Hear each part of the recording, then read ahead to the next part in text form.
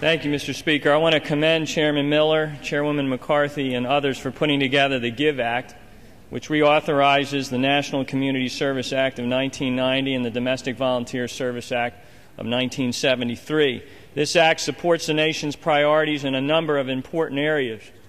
Mr. Speaker, Americans are hungry to serve. Last year, 62 million Americans contributed 8.2 billion hours of volunteer service. And the question is, are we ready to absorb that energy? Do we have a way of capturing it and channeling it? What the GIVE Act does is it creates that infrastructure. And that's why we need it, because if we don't have an infrastructure to respond to that volunteer energy, then people will go away even more disillusioned. So the GIVE Act steps up and does exactly the right thing. And here are some of the things that it does.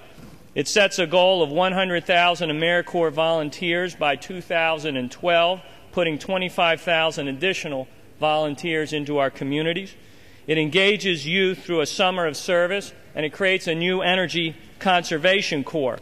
That corps will focus our service corps apparatus on some of the nation's most pressing problems: energy efficiency and conservation, training for green jobs, and rehabilitation of our nation's critical infrastructure. It will enlist both seniors and young people in that enterprise. The Act will also do right by our veterans.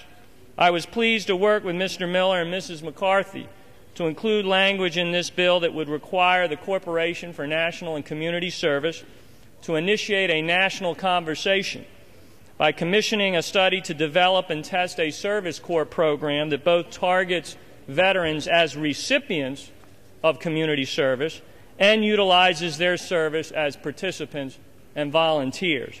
This national conversation would provide a framework for better targeting the needs of veterans in the community.